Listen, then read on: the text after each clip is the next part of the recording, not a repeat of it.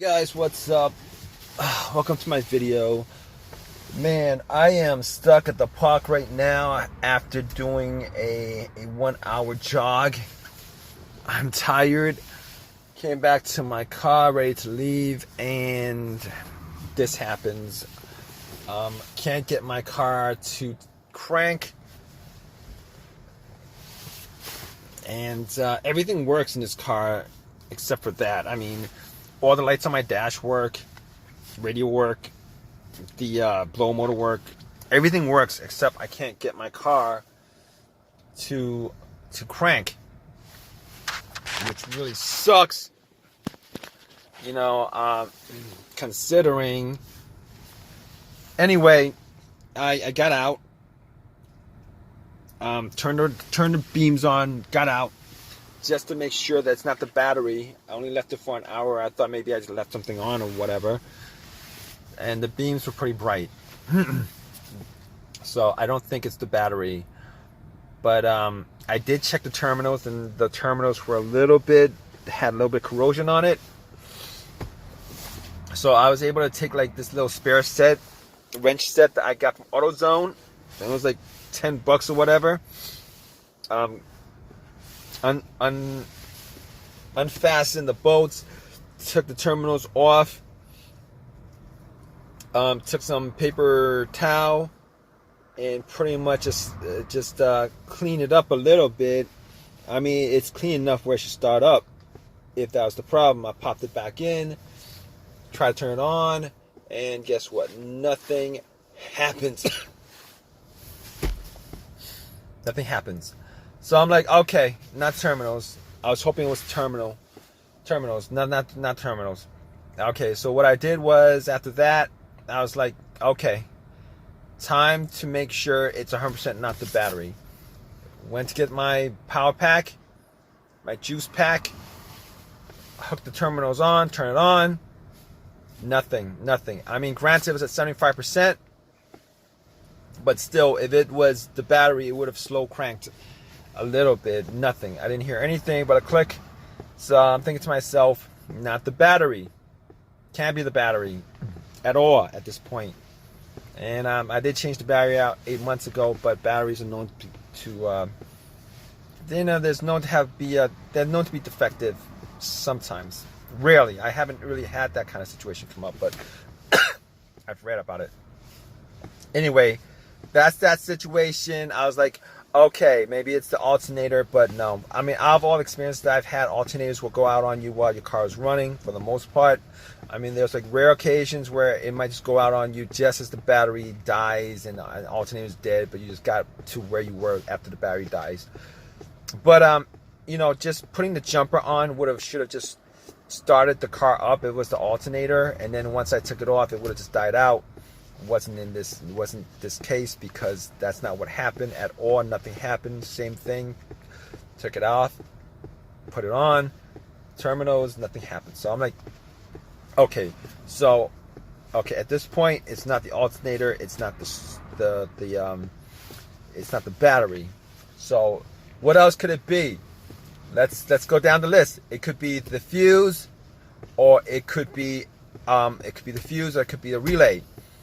Okay, so I'm gonna say it's not the relay, because basically what happens is, if it was the relay, what would happen is, you know, I wouldn't be hearing a click. I mean, hearing a click normally means that there's electricity going from the relay to the starter. It's just not popping on. The starter's just not turning. So, okay, just to be sure, I did take the starter relay. I did pop the hood to the cover to the fuse box, figure out where the starter relay was, and then popped in another relay with the same voltage from that was in that fuse box. Swapped it. Nothing happened. So I'm pretty sure it's not the relay. As far as the fuse is concerned, I could test out the fuse if I had a fuse tester, but I don't. So I don't think it's the fuses, considering there's only 2 occasions where I've had issues where fuses would cause a car not to start. One of those occasions was when the main fuse in the fuse box blew. It blew, and what happened was I was getting no electricity in the car at all. I was getting no electricity, but that's not the situation here, because I am getting electricity. I'm getting a ton of electricity. I'm actually charging out my phone right now as I'm speaking from the USB port. And I know what you're thinking. Could that be the case of the battery being low? But I already went through that. Everything else works. So I'm getting electricity coming in here. So that's not the problem. So what else could it be besides that? Okay, I'm getting off track here. The second instance of a fuse causing no start that I've come across is there was, I was able to crank up the car, but the car wouldn't turn over. Did a bunch of tests on that, and went through a fuse tester, tested our fuse, and one of the fuses was blown. I'm not quite sure whether that was.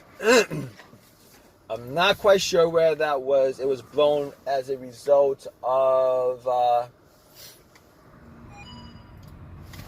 I'm not quite sure whether that was blown as a whether the fuse that was blown was a fuel pump fuse. Could have been, or it could have been. It was probably a fuse pump fuse. It could have been another fuse, but anyway, it was a fuse that caused that. But this car is not cranking, so that's not a fuel pump issue. Because if it was, if it was the fuse to the fuel pump that blew, this car would not be cranking at all. It's not cranking at all. So it's not the fuse, none of those things. The only thing that's left at this point that I could possibly think of is the starter, and that would have been my number two on the list. Number 2, as far as me diagnosing this, but I changed the starter out about a year ago, and I was hoping that this wasn't the reason why my car is not starting, unfortunately. Here's the thing. I got a remanufactured starter from AutoZone. Now, I could have gotten the $300 one or rebuilt one. I know from previous experience that rebuilt, when they say they rebuild starters, the way they rebuilt them is they fix the one part that's broken on the starter. Everything else on the starter stays. They just clean it up. I don't know how they clean it up. Whatever chemical method they use to make the starter look like it's brand new again, every other part, as far as I can tell, on that starter is brand new. No, every other part on that starter is used, except for that one part that they find out that's broken. Crazy. But I can't be 100% sure it's a starter at this point, because I haven't actually gone out and did the test for it. I did swap out the relay, but there's a test you could do where you could actually hook up a wire to the starter relay where you just bypass everything, just to know, to get an idea whether there's a starter or not. And I did not, I tried to do that, but I couldn't figure out which slot to put the wire in, so I kind of skipped that. Almost did it, but didn't.